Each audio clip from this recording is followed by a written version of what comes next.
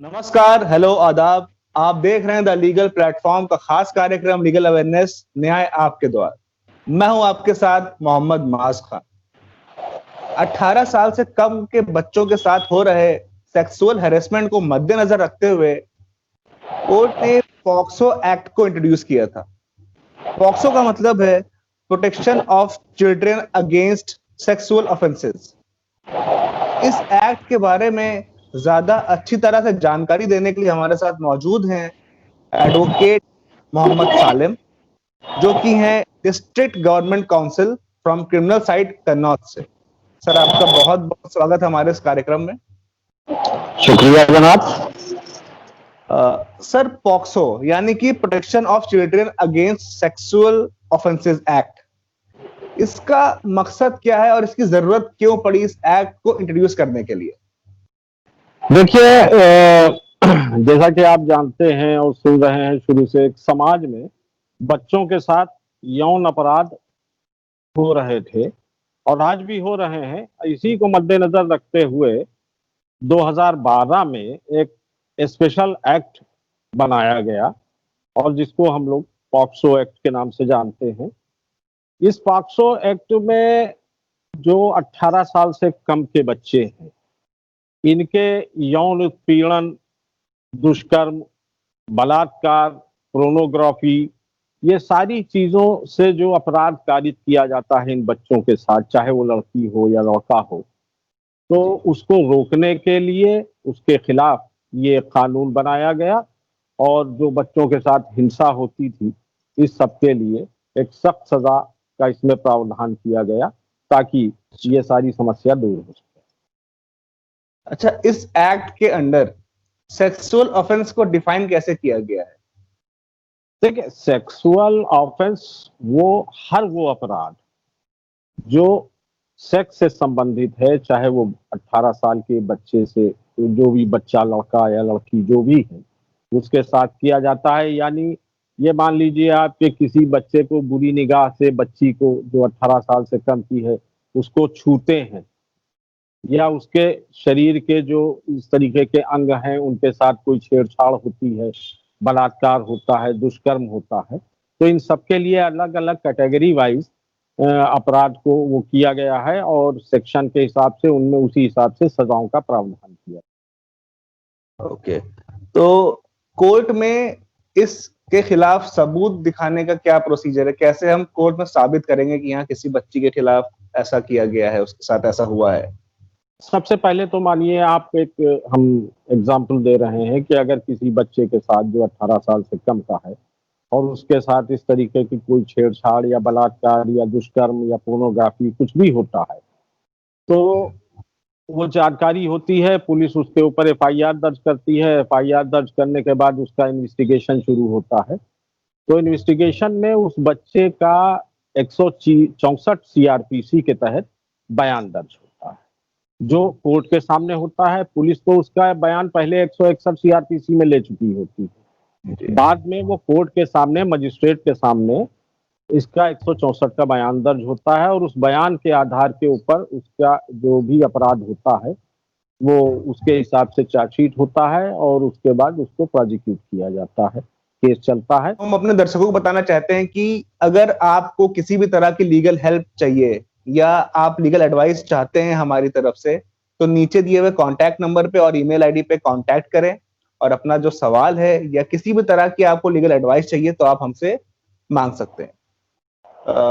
सालिम sir, एक बात बताइए कि मान लीजिए कि किसी 18 साल से कम के बच्चे के साथ ये दुष्कर्म किया गया, जी जी तो ऐसा भी हो सकता होगा कि वो तो बच्चा है, जी। तो उसके दिमाग को मैनिपुलेट करने की कोशिश भी की जाती होगी कोर्ट के बाहर किसी भी तरीके से, ताकि वो कोर्ट में जाके गवाही बदल दे या गवाही ना दे। तो इस तरह के मामले भी इस केस में सामने आते होंगे। बिल्कुल बिल्कुल बिल्कुल सामने आते हैं और अक्सर ये देखा गया है कि मानिए, एक मिसाल दे रहे हैं हम आपको कि एक बच्चा है और जो किसी गरीब परिवार का है, गरीब है, उसके माँ बाप गरीब हैं, वो इस लायक नहीं है, और जब जाहिर है गरीब हैं तो वो कमजोर भी। तो जी। जो अपराधी है वो उनको या तो पैसे की लालच देता है या उनको डराता धमकाता है और उनके गार्जियंस को या बच्चे को इस तरीके से धमकाने के बाद या लालच देने के बाद में गार्जियंस उनके जो है वो अपने बच्चे को गाइड करते हैं और उसके बाद आके वो कोर्ट में उन सारी चीजों से मुकर जाता है और जो उसके साथ घटना हुई होती है उसके बारे में कोर्ट को नहीं बताता है।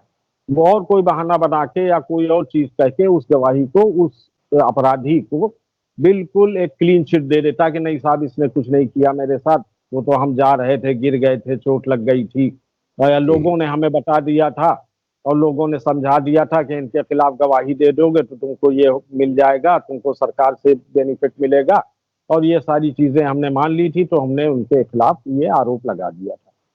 तो इस तरीके से मैनिपुलेट करने की कोशिश तो की जाती है, लेकिन फिर भी इस पॉक्सो एक्ट में हमारी जो कानून है इसमें कई चीजें ऐसे दी हैं कि बड़ा मुश्किल पड़ जाता है इसमें होस्टाइल होने की जो चीज है वो थोड़ा वो रहता है।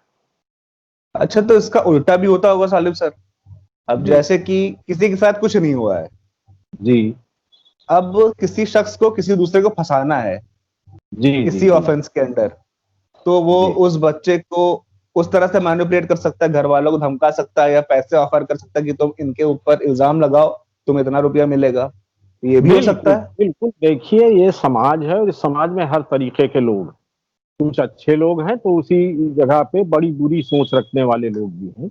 जी तो इस तरीके के लोगों का काम होता है कि वो अपने जो दुश्मन है या जिससे उनका कंपटीशन चल रहा है उसको तरह तरह से फंसाने की कोशिश करते हैं, जी जी क्योंकि ये एक्ट इतना सख्त बनाया गया है कि इसमें चाहे वो एडमिनिस्ट्रेशन हो, पुलिस हो या जुडिशियली के अंदर जो गवर्नमेंट एडवोकेट्स हो, ये बहुत ज्यादा इसको सीरियस लेते हैं। तो उसमें ये केसेस इस तरीके से फर्जी बनाए जाते हैं। मिसाल के तौर पे एक हम मिसाल दे रहे हैं, ये एक हस्बैंड और वाइफ हैं। हस्बैंड जी ने एक शादी करी एक ऐसी औरत से, विडो से, जिसकी ऑलरेडी 2 बेटियां थी मौजूद, जी और उसके बाद शादी करके वो घर ले आया, उन 2 बच्चियों को भी पालने लगा और वाइफ को भी, उसने जो वाइफ उसकी विडो थी वो वाइफ हो गई, उसको रखा उसने। जी इस बीच में वो जो है उसकी पैसे की लालच में आ गई या उससे उसकी पची नहीं खाई, कुछ अनबन हो गई, तो उसने बदला लेने के लिए एक एलिगेशन लगाया कि साहब ये तो मेरी जवान लड़की जो पहले बाप से थी पैदा, जो साथ जी में आई, उसके साथ छेड़छाड़ करता है, या वो लड़की ही थोड़ा सा कैरेक्टरलेस हुई या कहीं पे कुछ गड़बड़ हुआ तो उसको उस बाप ने टोका कि तुम इस तरीके से, मालूम हुआ उसने एलिगेशन लगा दिया और जाके थाने में एप्लीकेशन दे दी, उससे एफआईआर लॉन्च हो गई और मुकदमा चलने लगा। तो कभी कभी ये भी होता है कि एक सही आदमी को, एक शरीफ आदमी को बदनाम करने के लिए ये केसेस होते हैं, आए दिन होते हैं। बहुत से मामलात में ऐसे ऐसे बड़े ऑफिसर्स के ऊपर एलिगेशन लगा दिया जाता है कि साहब इन्होंने हमारा यौन उत्पीड़न किया। तो आप सोचिए कि एक जो 60, 65, 70 साल का आदमी, एक ऑफिसर क्लास आदमी जो रिटायर हो गया या किसी आयोग का चेयरमैन हो गया या और कहीं हो गया, और उसके ऊपर ये एलिगेशन इस तरीके का लगाया जाता है, तो वो टोटल मैनिपुलेट होते हैं और उनमें हमें तो नहीं समझ में आता है कि कुछ ज्यादा सच्चाई कभी कभी हो सकता है, एक्सेप्शन सही। हर चीज में। तो इससे बचा कैसे जाए? अगर मान लीजिए किसी ने किसी के ऊपर फॉल्स एलिगेशन लगा दिए, गलत इल्जाम लगा दिए, तो बचने जी का क्या रास्ता है? क्या कोई बचने का रास्ता है इसमें? देखिए, बचने का रास्ता इन्वेस्टिगेशन है। देखिए जो चीज झूठ है वो झूठ सामने आएगा, जी इन्वेस्टिगेशन होगा, पुलिस जो है वो अपना इन्वेस्टिगेशन करती है और उसमें जहां जहां के ऊपर कमियां आती हैं पाया जाता है। मिसाल के तौर पे पुलिस ने 161 का बयान लिया उसका, और उसने 161 के बयान में कुछ कहा, उसके बाद में आया 164, 164 मजिस्ट्रेट के सामने का बयान आया, 164 के बयानों में जी कुछ और कह रही है। उसके बाद जो केस ट्रायल पे आया, वहां जो उसका वकील है या प्रोसिक्यूशन का वकील है, जब वो बयान लेता है तो उसमें कुछ और चीजें आती हैं। तो ये सारी चीजें तो अदालत देखती है और अदालत देखने के बाद ही अपना फैसला करती है। तो समझ में आता है, यही चीज है कि जज इसीलिए बैठा है कि वो दोनों सारी एविडेंस को देखने के बाद अपना फैसला करता है। तो उसमें अगर गड़बड़ है या झूठ है तो कहीं ना कहीं पकड़ा जाता है। अब शुरू में तो तो जो, जी जी जी बोलिए सर, बताइए, आप बताइए। हमने कहा कि शुरू में तो अगर एक आदमी किसी के खिलाफ एफआईआर लिखाता है तो हमारे यहाँ कानून में है कि साहब आप एफआईआर दर्ज करिए। पुलिस नहीं दर्ज करती है तो मजिस्ट्रेट के पास जाता है, 156(3) सीआरपीसी जी में उसको पूरी वो है कि एफआईआर दर्ज हो जाए। तो एफआईआर दर्ज हो जाएगी, वो तो होगी ही, उसको तो नहीं रोक सकते आप, लेकिन इन्वेस्टिगेशन में उसको रिलीफ मिलता है।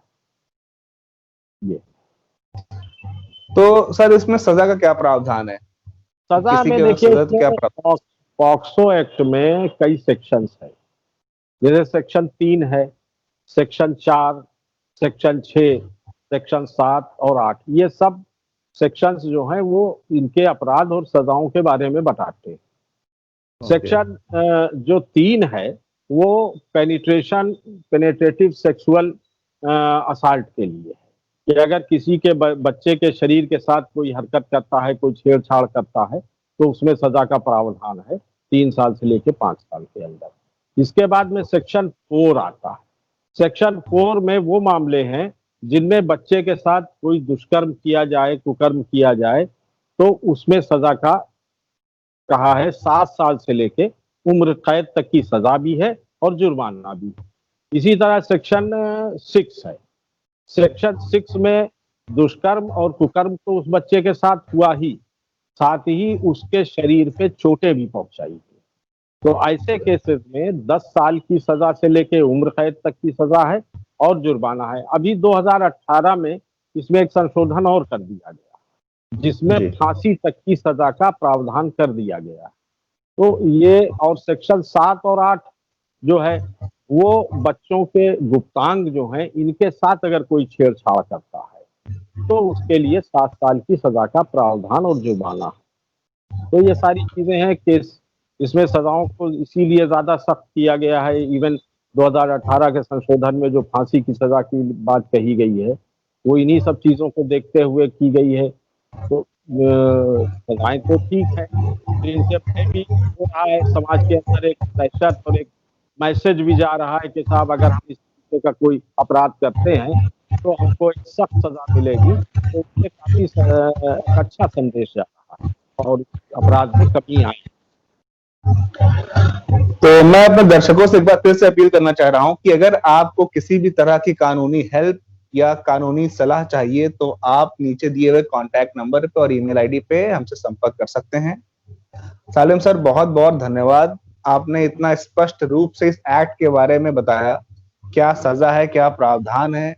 उम्मीद करते हैं कि आपके इन जवाबों से जो लोग इस एक्ट से अनअवेयर हैं उनको कुछ समझ में आएगा। शुक्रिया, थैंक यू बहुत सो बहुत मच हमारे साथ शुक्रिया। जुड़ने के लिए।